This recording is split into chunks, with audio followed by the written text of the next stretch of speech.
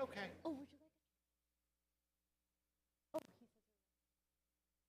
All right. Good morning, everyone. My name is Christine Araoka, and for those who are new here, I am the music director.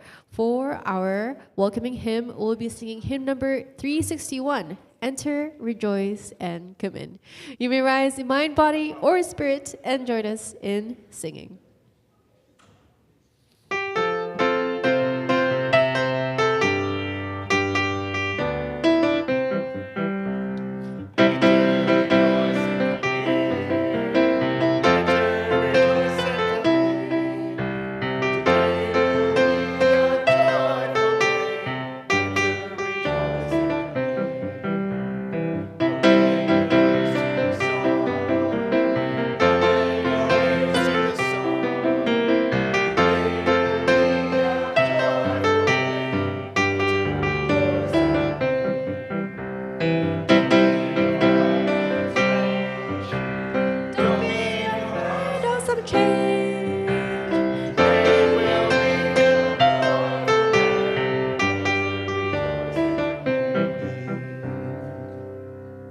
Seated. Good morning. Are you kidding me? Good morning. There we go. And welcome to the Unitarian Universalist congregation here in Fullerton, California, an inclusive community dedicated to building a better world. Whoever you are, however you identify, whether you join us in person or online, you are welcome here. Today is Mother's Day, so we wish everyone who is a mothering figure. Today we are also honoring our teachers as well.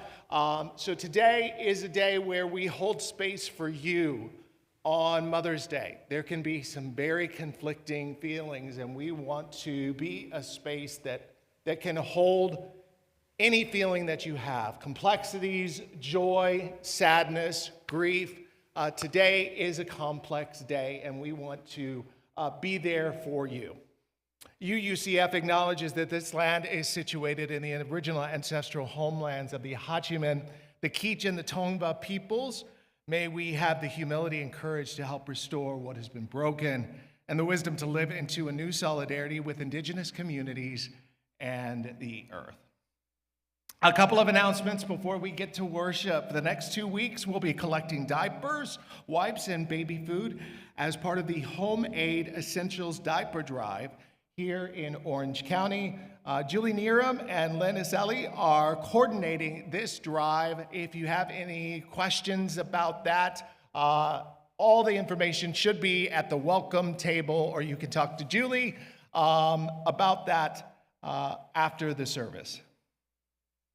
Next Sunday is the Fullerton Crop Walk, and Amy Neeram would like to say a few words about that. So, Amy, she's exemplifying the walk that she will be doing for the crops as she comes up. Good morning. Just wanted to let you guys know we have, I believe, 13 people signed up. All of those people are helping to get donations for the crop walk. This is a walk to end hunger, both around the world and here close to home, with 25% of the proceeds going to local organizations that provide food. There are two options. There's both a 4-block route for those people who would like to do something short, as well as the 5K route for people who want to do the whole shebang. And we hope that you'll join us. So if you're on the fence, you're not sure if you can do it, please come find me. I'll be at the welcome table after service, and we'll get you signed up. And if you can give instead, then that's, of course, received with gratitude, and I can take those donations out there as well. So thank you guys very much. Thank you, Julie. There are 2 special dinner events from our service auction coming up. Seats are still available. You can sign up at the welcome table or speak to Mary Butts about that after the service. Make sure you are here on Sunday, June 7th. There is a lot going on. We are holding our annual congregational meeting after the service to vote on the budget and our new Board of Trustees members. It is also our Flower Communion Sunday and Pride Sunday. They go well together, so we're having a big event. That is the day after Pride Fullerton. So we hope we're making plans for Pride Fullerton. We got thrown some curveballs. I'm using sports references. We're throwing some curveballs, but we're going to make it happen, and we hope that you'll be there on Saturday and then on Sunday for our Pride Sunday and our Pink Pony Club sing-along afterwards. And if you don't know what that means, we will educate you on gay trivia. Also, I want to make a quick announcement about our adopted family. We need people to volunteer to get food and supplies. So if you could do that for the month of May and June, please talk to Debbie Langenbacher about that. Our caring listener this week is Patrick Mannion in the back. There is Patrick. You can speak with him after the service if you have any concerns, just want a safe space to talk with someone who's not going to judge you, just hear you and accept you where you are. So if you would like to talk to Patrick, you can do that after the service. We'll be sharing our joys and sorrows and concerns a little bit later in the service if you're joining us on Facebook or Zoom, or if you're in the sanctuary, you can fill out the pink pieces of paper in the back. If you're on Zoom or Facebook, get those in as soon as possible so that we can lift you up and light a candle for you. All right, 1 to 2 minutes to say hello to your neighbors, and then we will start with our worship service.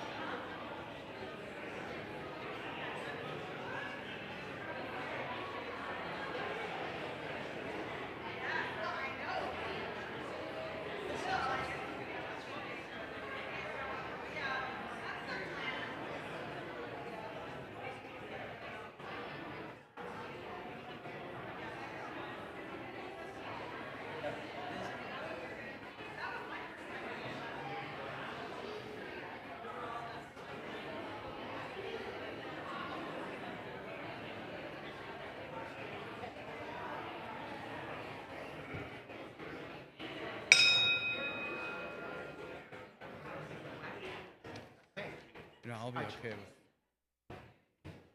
I don't need the music. I'm okay with it. Yeah. Good morning. Last week, we told you about the composer of the lyrics for this month's Hymn of the Month, which is called Coming Home, and it's from our new virtual hymnal, Sing Out Loud. So today I'd like to tell you a little bit about the arranger. Yuki Kumamoto, she, her, is an active pianist, chamber musician, and music pedagogue. This says, from Yuki. In arranging this piece, I drew from both my cultural background as an Asian living in the United States and my personal experience of navigating between identities and homes. This musical arrangement seeks to deepen the contemplative quality of the chant, creating a sonic landscape that honors both its spiritual roots and a universal longing for home.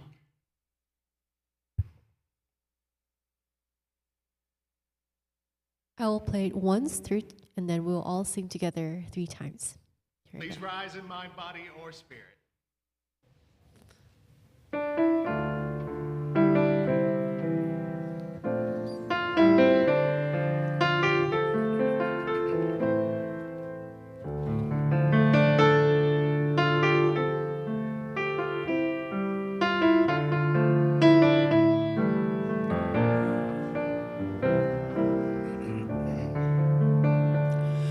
I return to myself, here where I belong. I am coming home, like a bird to its nest, like a river to the ocean. I am coming home. I return to myself, here where I belong. I am coming home, like a bird to its nest, like a river to the ocean. I am coming home.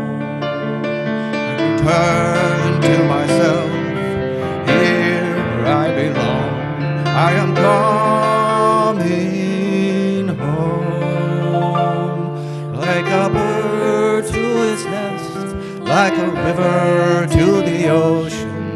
I am coming home. You may be seated.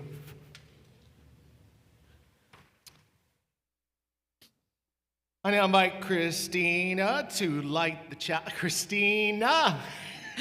We have Christine and Christina. I'm looking for the E's and the A's today. This is With Love for Mothers and For Mothers by Selena Fox. We kindle this flame with love for mothers and for mothers past, present, and future.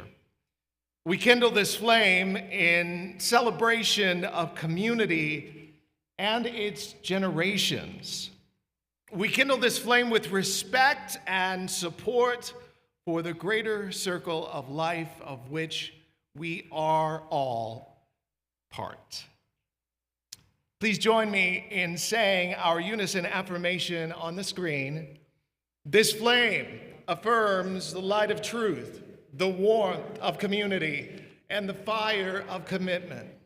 Love is the doctrine that we share. The quest for truth is our sacrament, and service is our prayer. To dwell together in peace, to seek knowledge in freedom, to serve human need, thus do we covenant with one another.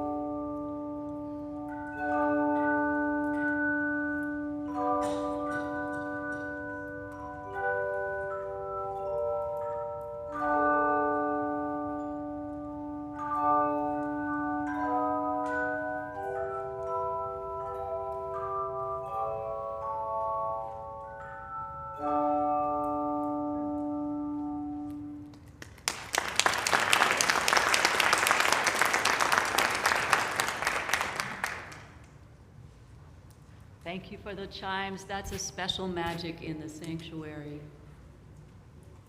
It's our custom to provide donations of non-perishable food and personal care items for Pathways of Hope.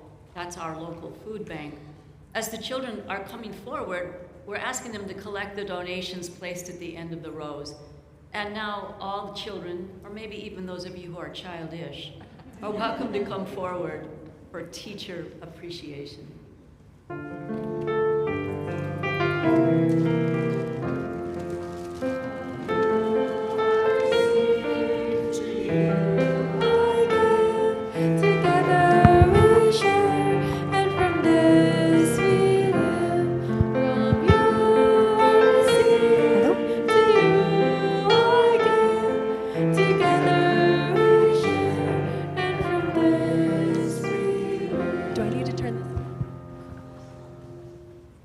Can we get the red mic Testing. on? There we go. Perfect, thank you.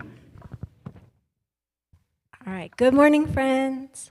My name is Rebecca Dual Gallegos. I am Livia and Josephine's mom.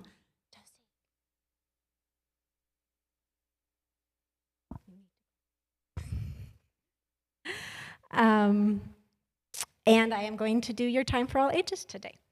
So we're going to start with a question. Does anybody know what we are celebrating today? Mother's Day. That's right. Today is Mother's Day, and that is the day when we celebrate mothers and grandmothers and other caregivers who might have raised us, or those people in our lives who have nurtured us in some way. I imagine you'll be talking more about Mother's Day and maybe even do a project in your classes, but there is also another celebration, or there was another celebration going on this week all over the country. Does anybody know what that was? That's right, it was Teacher Appreciation Week. Did you guys all celebrate in your schools? Did you bring things for your teachers and notes and chocolate and all good things? So this week is when we make sure our teachers and educators know how grateful we are to them for all that they do. And while most of the teachers we meet throughout our lives are in our schools, we also have teachers here at UUCF, Miss Megan and Miss Joy. So today we are going to talk a little bit about teachers and what they do for us and why we appreciate them. It's okay, we're not going to embarrass you. So did everybody get a chance to write either a note of thanks or words of inspiration or encouragement, something you like about Miss Megan and Miss Joy's teaching? We had little pieces of paper out in the lobby, but if you didn't, Ramon has some. If you are interested in doing that, we have little inspiration jars for the teachers. You can write it while I'm talking. He has slips of paper. So just raise your hand if you want to write something for Miss Megan and Miss Joy, and he'll pass those out to you. So Teacher Appreciation Week is actually a relatively new tradition here in the United States. In the early 1950s, there were some calls for the government to officially recognize teachers. No one's quite sure who the first person was to ask for that, but we believe it was some educators. And First Lady Eleanor Roosevelt actually pushed for Congress to create a National Teachers Day. Unfortunately, despite her efforts, it took until 1980 before a day was formally named across all 50 states, and that's when the National Education Association took up the cause and named, I believe it was a day in March, to be National Teacher Day. However, a few years later, the National Parent Teachers Association, which is the PTA, which I'm sure many of us have been a part of at some point in our lives, they dedicated the entire first week of May to Teacher Appreciation, which is now when we celebrate our teachers nationwide. So that's what we are celebrating. But why do you all think that we should be celebrating teachers? Does anybody have some ideas? Josie? Because they put up with the kids and still like us. Anybody else? You agree, Michael? Anybody else? You can just whisper it to me. No? All right, so what I think... Oh, Andrew? Because they give us education. They give us education, that's right. So teachers are basically the people who guide us through life. It might start with our mom or dad teaching us to walk and talk, our grandparents who might teach us about our history or family heritage, our brothers and sisters who teach us how to talk our way out of getting into trouble with mom and dad. Then when we get in school, our teachers help guide our minds in learning things, in expanding our curiosity about the world and what's in it, and in teaching us, most importantly, how to ask the right questions. It's what we call critical thinking, which is kind of missing in some places. Here at church, our teachers do that same thing, but because religious exploration is about developing our spiritual selves and not just our brains, they also get to help us guide our hearts and our souls as well by teaching us our UU values, which is very important, more so than just learning with our brains. But you do not need to take my word for it. There are a lot of very smart people who had some things to say about teachers, so I gathered a few quotes. Early Unitarian minister William Ellery Channing stated, "There is no office higher than that of a teacher of youth, for there is nothing on earth so precious as the mind, soul, and character of a child." In his book, Happy Teachers Change the World, the Buddhist monk Thich Nhat Hanh says, "Our mission as teachers is not just to transmit knowledge, but to form human beings to construct a worthy, beautiful human race in order to take care of our precious planet," which is very fitting for our interconnected web value.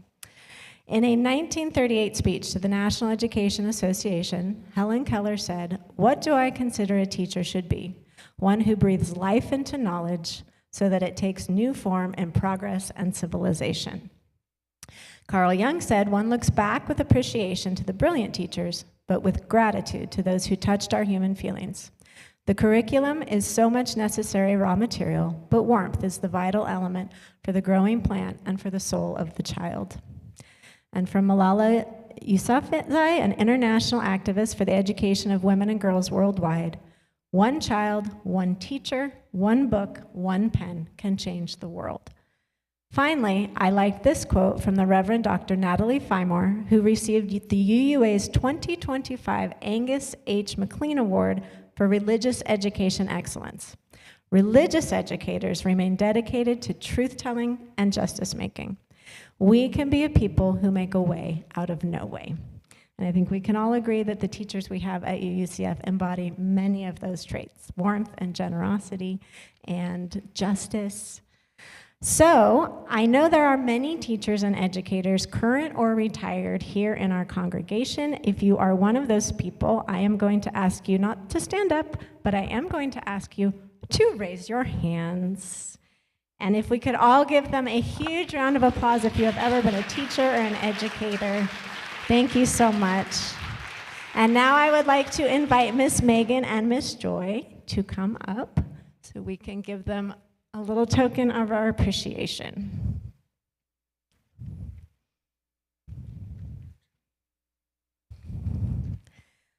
All right, Josie and Robbie, go ahead. Yep. So you have for Miss Joy. So this is just some things that our congregation, our congregants have gathered.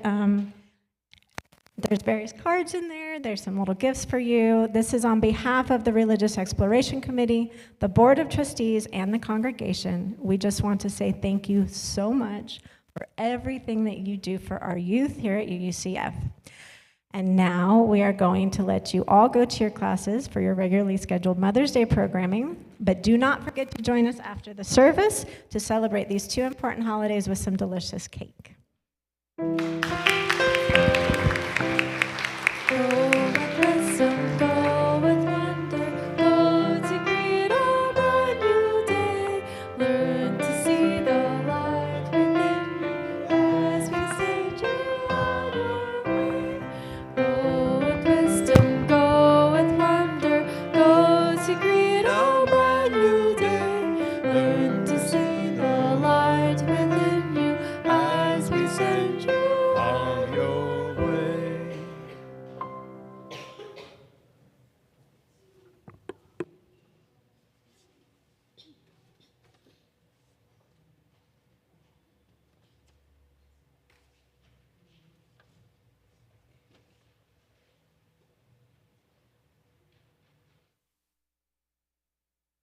Okay.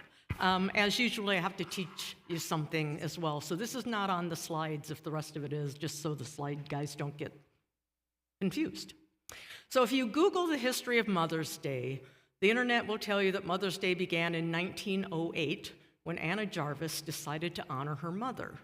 But Mother's Day, with the apostrophe not in the singular spot but in the plural, actually started in the 1870s, when the sheer enormity of the death caused by the Civil War and the Franco-Prussian War convinced writer and reformer Julia Ward Howe that women must take control of politics from the men who had permitted such carnage. Mother's Day was not designed to encourage people to be nice to their mothers. It was part of the woman's effort to gain power, to change society.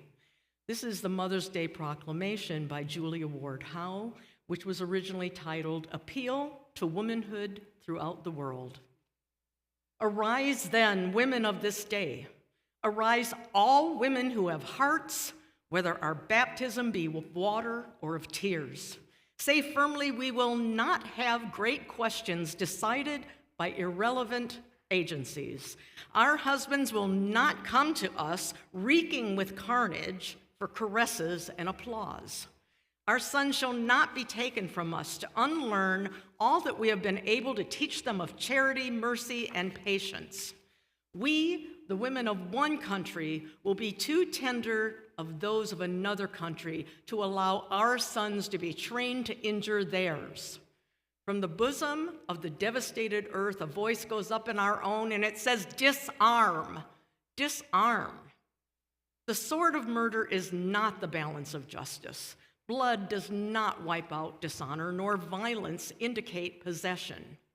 As men have often forsaken the plow and the anvil at the summons of war, let women now leave all that may be left of home for a great and earnest day of counsel. Let them meet first as women to bewail and to commemorate the dead. Let them solemnly take counsel with each other as to the means whereby the great human family can live in peace, and each bearing after her own time the sacred impress not of Caesar, but of God. Julia Ward Howe was a prominent Unitarian. She also wrote the Battle Hymn of the Republic.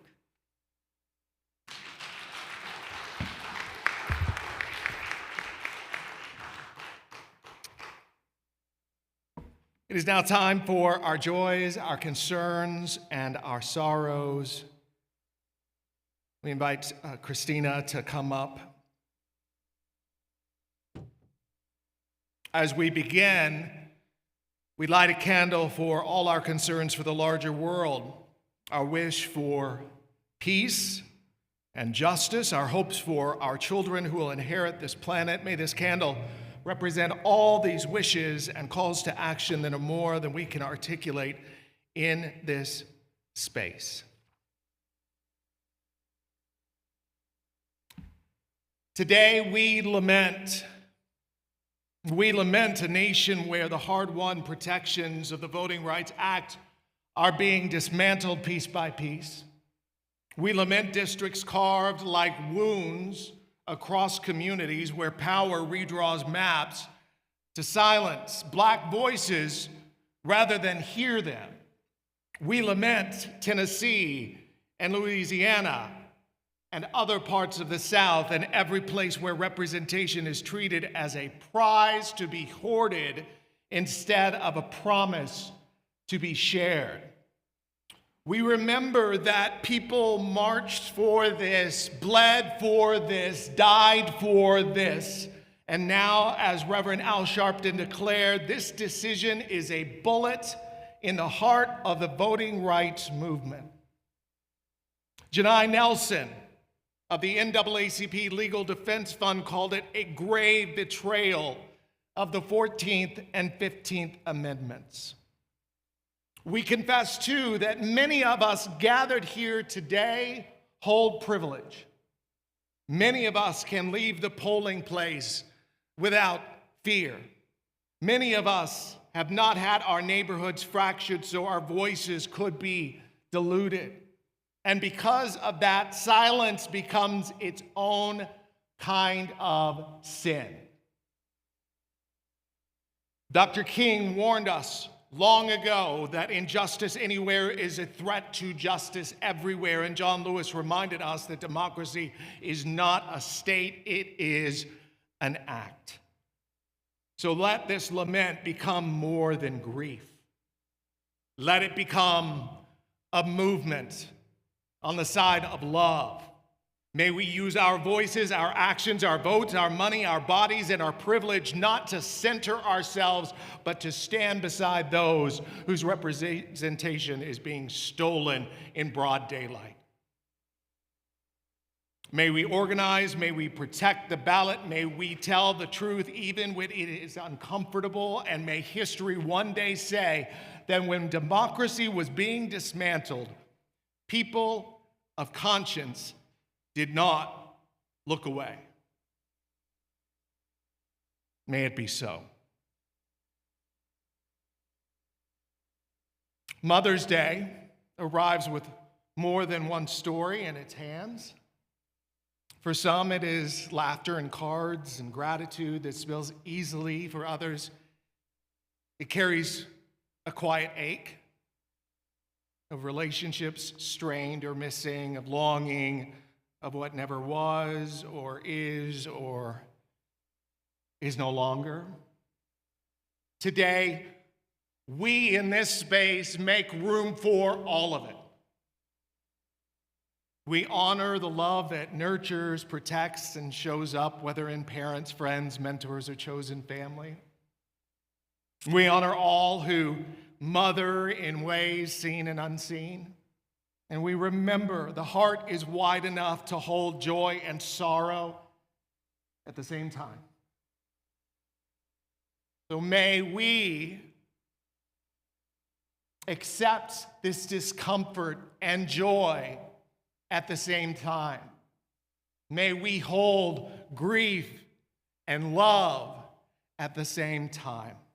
And may we meet this day with tenderness for others and for ourselves.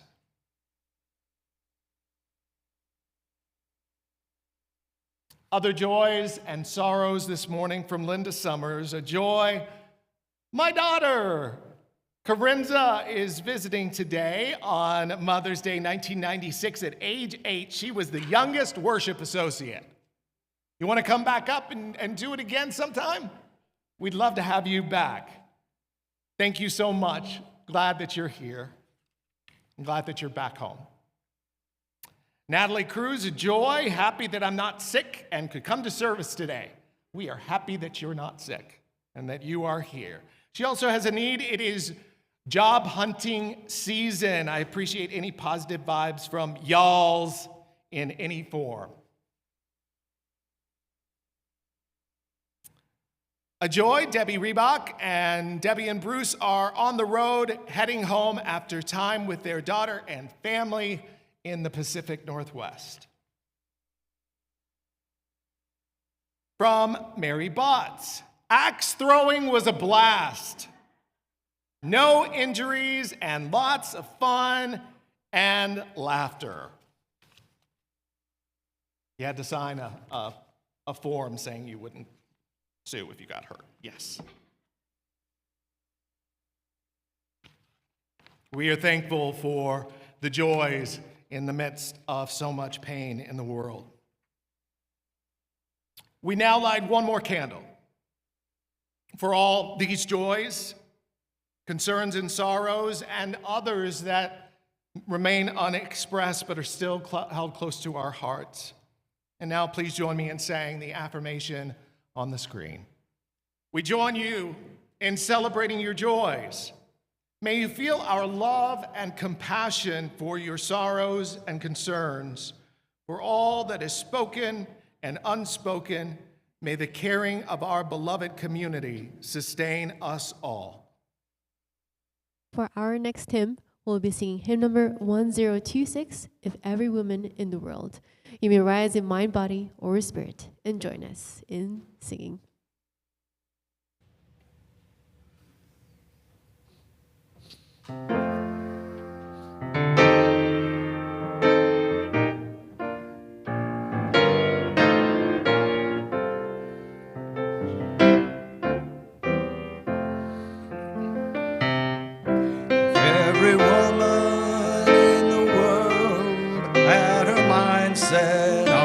freedom.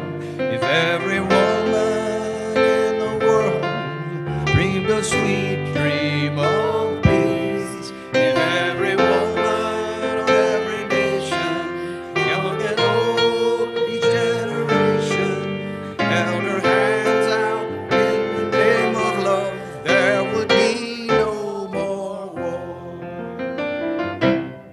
Every leader in the world shared a vision of freedom. If every leader in the world shared a sweet dream of peace, if every leader of every nation worked for justice and liberation, holding hands out in the name of love, there'd be no more war. Look at it. Every nation of the world set a true course for freedom. If every nation raised its children in a culture of peace, if all our sons and all our daughters reached in friendship across the waters, losing the enemies, there would be no more war.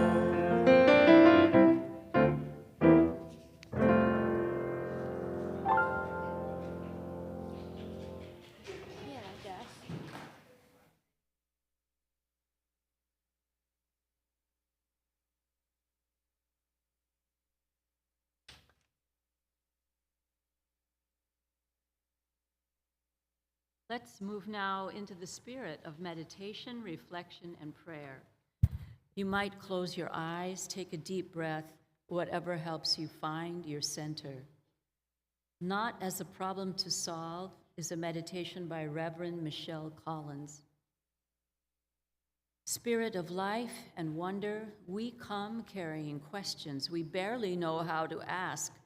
In a world that rewards quick answers and sharp certainty, something in us is still hungry for questions that leave us hanging and unknowing. Stir in us a living curiosity.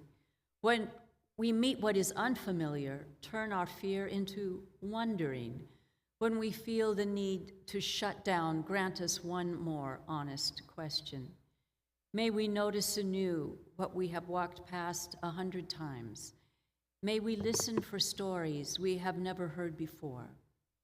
May we meet this day not as a problem to solve, but as a mystery to explore. And may this help us better know the mystery that is us. Amen, and blessed be. Let us now share a minute of silence.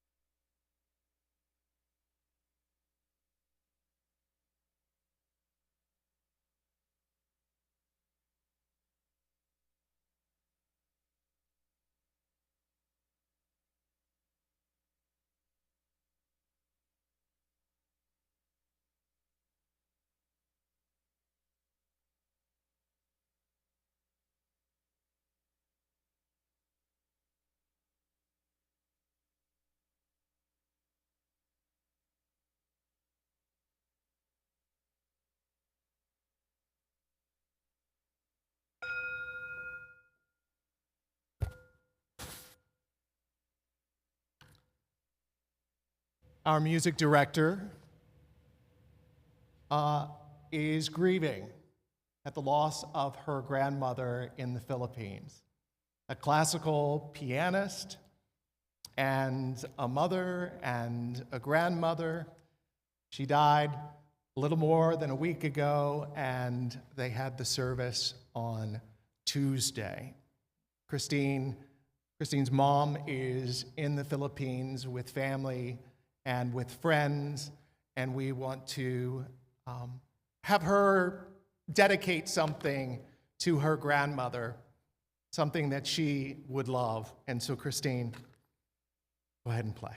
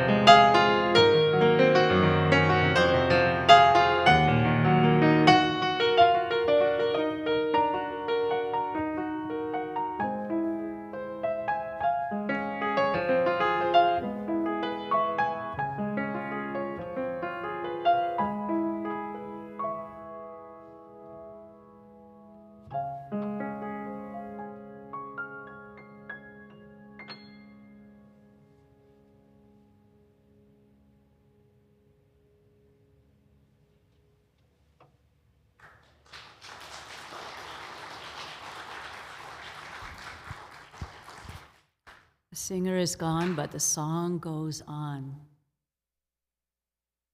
This reading is called The Mom in the Mirror by Jessica York. She wrote, "After giving birth to my one and only child, I saw Michael Jackson's Man in the Mirror video for the first time. And I asked myself, what have you done bringing a child into this imperfect, troubled world? For 9 months, I had been inseparable from my daughter. Yet moments after her birth, the realization that she was someone separate from me hit home. She would have different experiences from mine. Her struggles and triumphs would be different, and she would live in a future world I could not even envision. Some mothers hold on to the belief that their daughters will grow up just like them, that looking at their daughters will be like looking in a mirror. Thankfully, I never held that belief, or even that desire. Nancy Friday wrote a landmark book, My Mother, Myself, in 1977, about daughters separating from and distinguishing their identities from their mothers. She says a mother's greatest gift can be an unquestionable love, so firmly rooted that daughters know they will never lose it, in spite of making independent choices about important things, such as careers and whom to love. My daughter and I are Unitarian Universalists. In our faith tradition, we often talk about giving children roots and wings. The roots anchor a child. They are the foundation, the unquestionable love that Friday speaks of. The wings allow a child to fly wherever they need to, even knowing that those wings may take them to places where we cannot follow. I was fortunate to find a faith home in which I could raise my daughter to be true to herself. Our Unitarian Universalist community is not perfect, but it is a community that believes love is the most important action we can take. It believes that all families deserve respect and support and to be true to themselves.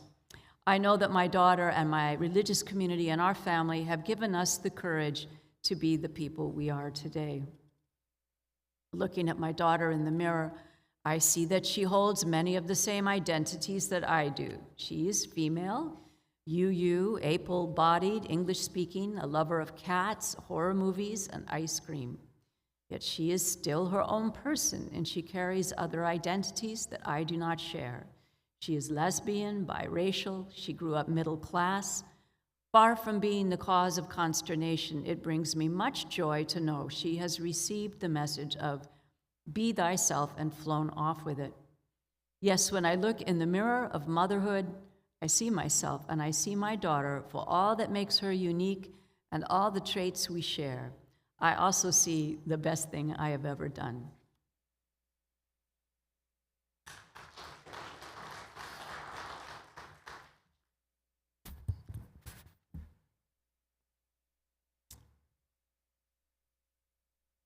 Before I get into the main part of my message, I want to start with something that happened last Saturday night. I was in LA traffic on my way down to our Pledge Drive celebration dinner. You already know where this is going. It took me an hour and a half to go 19 miles. Bumper to bumper, the kind of traffic where you start doing life reviews, and not only that, there was this one car that kept tailing me. No matter how slow traffic was moving, they were on my tail like a bumper sticker, and I could feel it building in me. A part, I want you to listen to that word, part of me started to say, you should hold up a finger and let them know they're number one. I didn't do that, but I laid on my horn and I did yell. And he saw me. And in that moment, I realized it wasn't just me, it was parts of me, different voices, different energies, all trying in their own way to deal with the moment. It was just my inner world trying to take care of me while also taking responsibility for my anger. And that's where we begin today. The message, coming home to yourself, meeting our parts with compassion. And this goes well with our Mother's Day theme, because mothers, mothering figures always have compassion for everyone else. Last person that gets it is those caring figures. And so, by request, we're doing another lesson in internal family systems. We did 2 last year, and I've been asked to do this once again. So today is both a return and a deepening,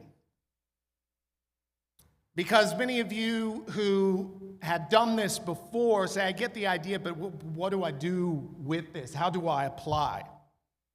So we're returning to a system that builds self-compassion and compassion for others. If you don't have compassion for yourself, it's going to be hard to walk out the door. And internal family systems begins with a simple but powerful truth. You are not just one voice. You are many, and that's not a flaw. It's how our brains work. In IFS, we talk about 3 main kinds of, and here's the word again, parts of us. Not as labels, but as ways of understanding what is happening within us. This is not a meditative exercise. You could look at that, but it is an activity to build compassion within ourselves while the world's on fire.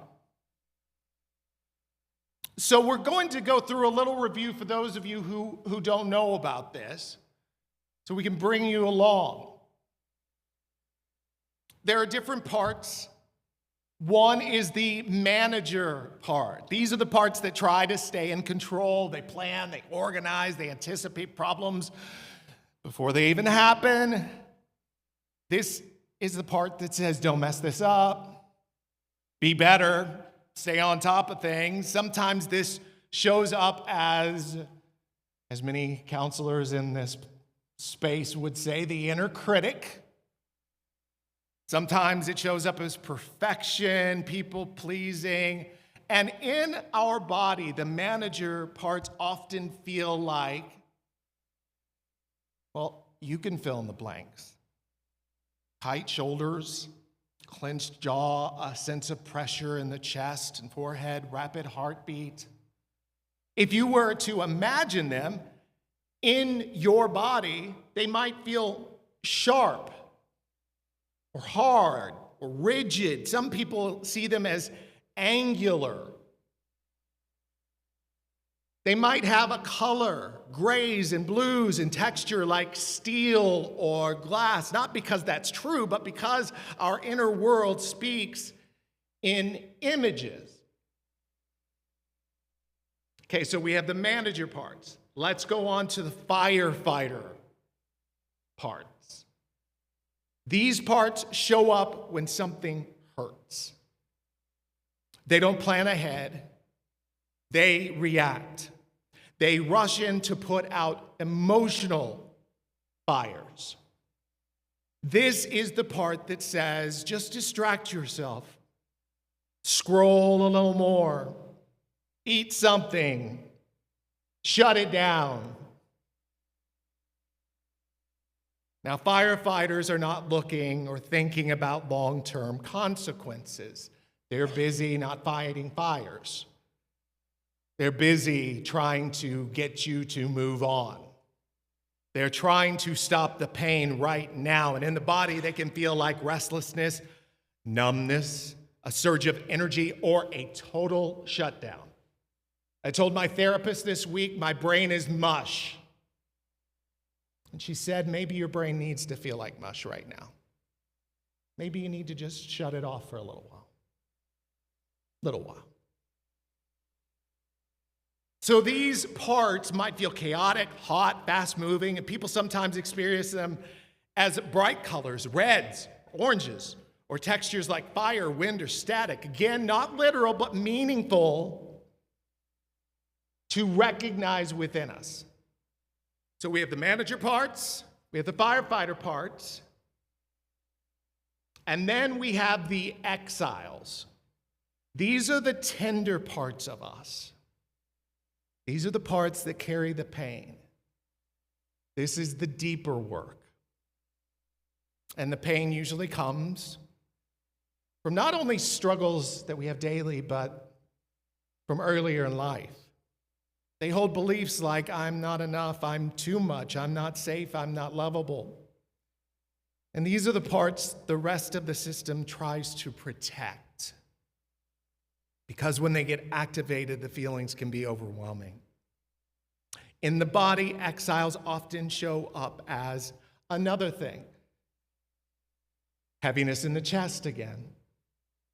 A knot in the stomach, a hollow feeling, or a deep ache. They might feel soft. They might feel fragile. People sometimes experience them in muted tones, blues, grays, soft purples, or textures, velvety, prickly, soft, fuzzy. Now, here's the most important shift in IFS. None of these parts are bad. Every single one of them is trying to help you. Some of them aren't very good at it. Managers try to prevent pain, firefighters try to stop pain, and exiles carry the pain. And all of them are part of our stories. And then there's something else, what IFS calls the self, the whole thing.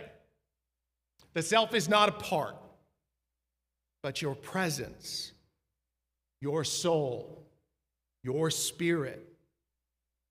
The self is the place within you that is calm, curious, compassionate, clear thinking. It does not panic. It does not judge. It does not try to force things. You may think of this as divine love flowing through you. It simply is. And when we are in that self energy, we can begin to relate to our parts instead of becoming overwhelmed by them. Some people experience the self as warmth in the chest, or that breath, a sense of spaciousness. If it had a color, people often say light or gold or something luminous. Again, not because it has to look that way, but because our inner life often speaks in symbolism and sensation. So the question becomes, what do we actually do with this? We don't fight the parts. We don't silence them. We don't get rid of them until we're ready to. The invitation of internal family systems, this family of parts, is to have a relationship with them. Instead of saying, I'm anxious, we begin to say, a part of me is anxious. A part of me. That shift creates space. And that shift turns into curiosity. Not what's wrong with me, but what is this part trying to do for me? May not be doing it well, but it cares. Because underneath even the harshest critic is usually a part that's trying to protect you from failure, rejection, or shame. And then, this is the spiritual practice. We respond with compassion, not fixing it, not forcing it, just presence.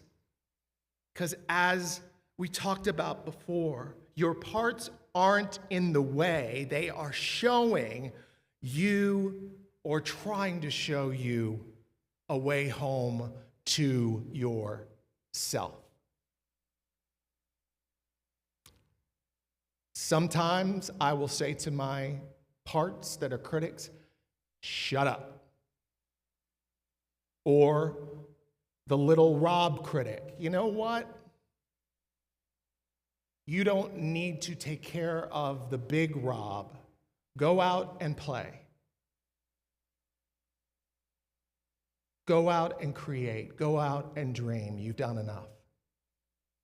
So, we're going to do a guided exercise today. What I want you to remember as we do this in a safe space is try to not go to places that are traumatic. All right? We want you to do that in a safe environment with someone who is credentialed, licensed to help you through that. So let's try this again with awareness. You can open your eyes, you can close your eyes. This isn't really meditation, this is just parts work. It can be whatever you want it to be. So breathe in, breathe out, scan your body. See where that tension is, be aware of it. And then notice if something is calling your attention. Could be the news, could be worry. Where is that tension or heaviness or movement or even numbness?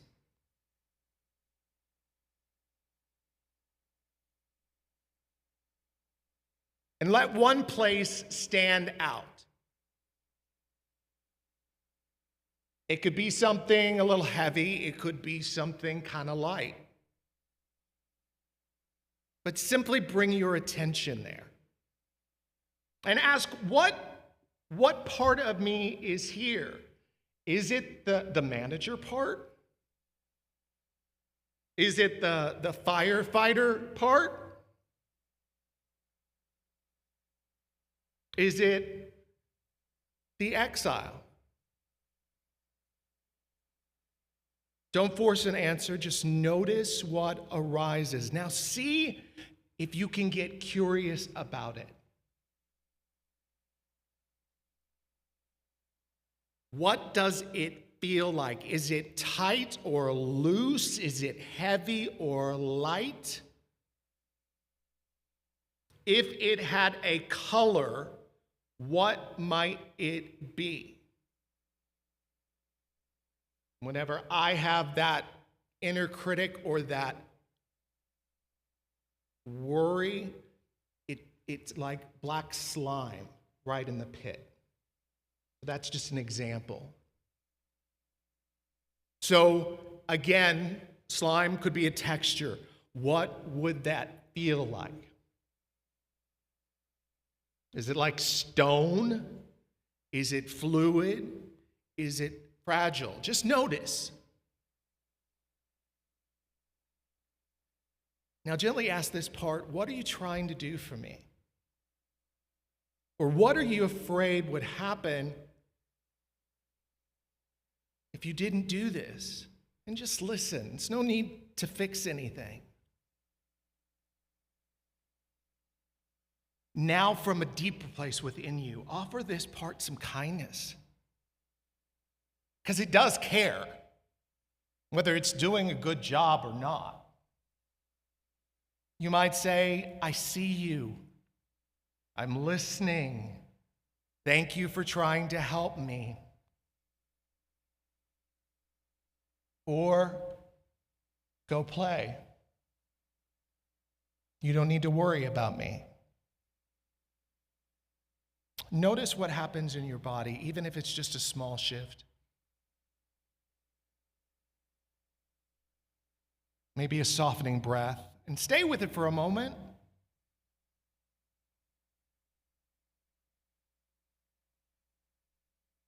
Color, texture, manager, firefighter, exile. It's a great activity to journal with, too, and write letters to. Okay, come back to me now. Gently open your eyes again. What we just practiced is a transformation of understanding parts and self. And we're not changing the parts, but meeting them differently. And this is where the spiritual part becomes real, because this work asks us to do something radical. Don't give up and don't abandon yourselves just because of these parts. There is the self, the soul, the spirit, the human, the being, not the doing. And then there are these parts.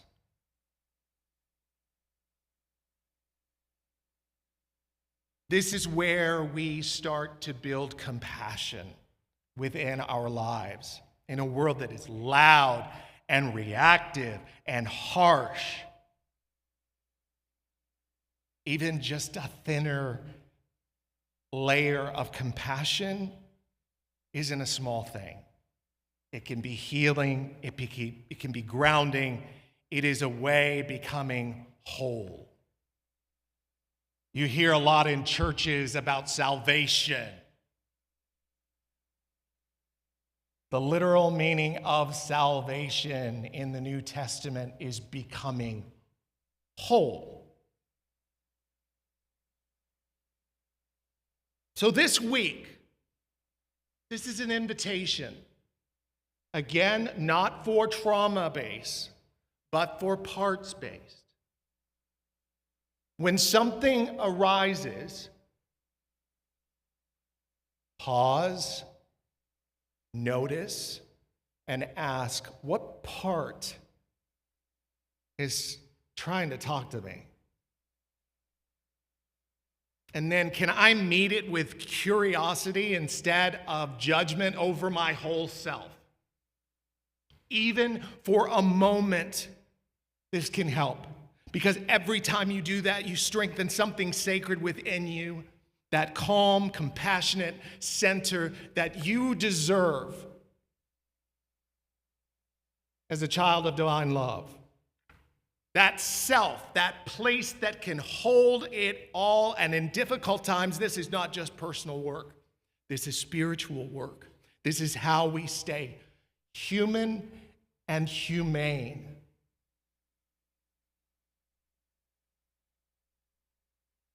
And that is how we become whole again. When we're already whole before we know it. This is how we come home to compassion within ourselves in order to give compassion to our siblings in the world. We come here to listen and to learn and to apply. May this application be part of your toolbox as you are guided by our values centered in love. Amen.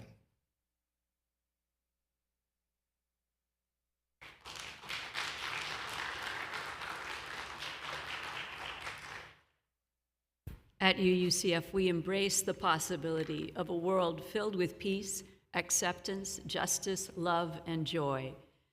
By our financial commitment, we are helping this congregation through its maintenance, mission, and ministries to make these possibilities real in a challenging world. A basket's being brought around the sanctuary. There's also payment options listed on the screens. Whatever you're able to give is received with gratitude, and we really thank you for your commitment and generosity.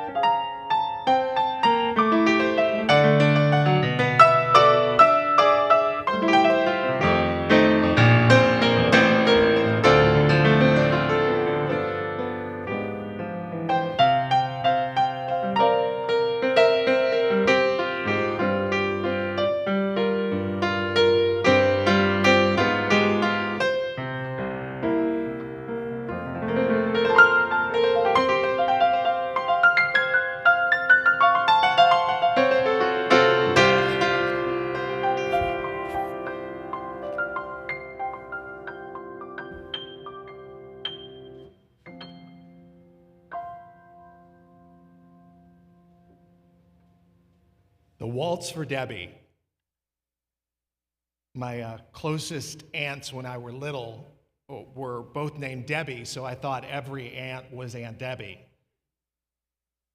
And I found out there were different aunts. So, now that we've practiced, I hope that you'll give it a try. Write it a letter, write apart a letter, make it in your journal. Maybe it's a meditative exercise. Maybe it is just you being fully aware with eyes open. As you go from here, may you remember that there is no part of you that needs to be cast out in order for you to be whole. May you meet these anxious parts with kindness, gentleness, and the critical parts with understanding, the weary parts with rest. And when the world feels overwhelming, may you return again and again to that quiet center within you that is calm, compassionate, and whole. May you become a place of refuge for your own life, and in doing so, may you carry that compassion, whether it is in your tomb, as I call my room, or the womb that I call my room, whatever you want to call it, to give you compassion as you enter into a world that desperately needs you. Go in tenderness, go in wholeness, go in love, and go in peace. Now invite Christina to extinguish this chalice. We now extinguish it, but not the light of truth, the warmth of community, or the fire of commitment. These we carry in our hearts wherever we may go. And so we say amen. Shalom, salam, namaste, and blessed be. And a happy Mother's Day to my mom who is tuning in from Greensboro, North Carolina. Love you, Mama. For our closing hymn, we'll be singing hymn number 311, Let It Be a Dance. You may rise in mind, body, or spirit and join us in singing.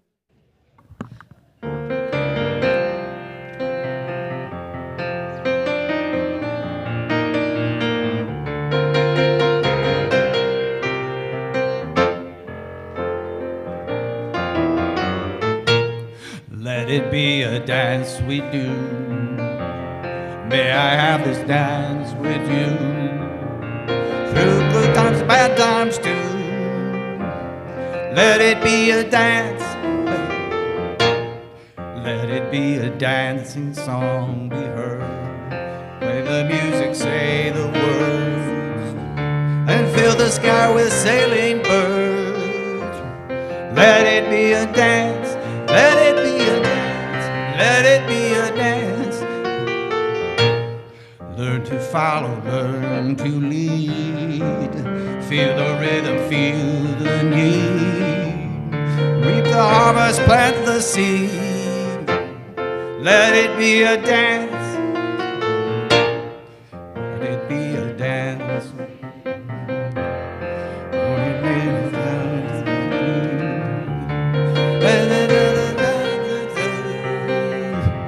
Let it be a dance.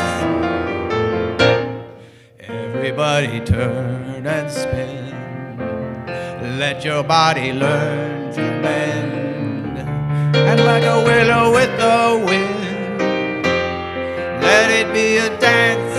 A dance. Let it be a dance.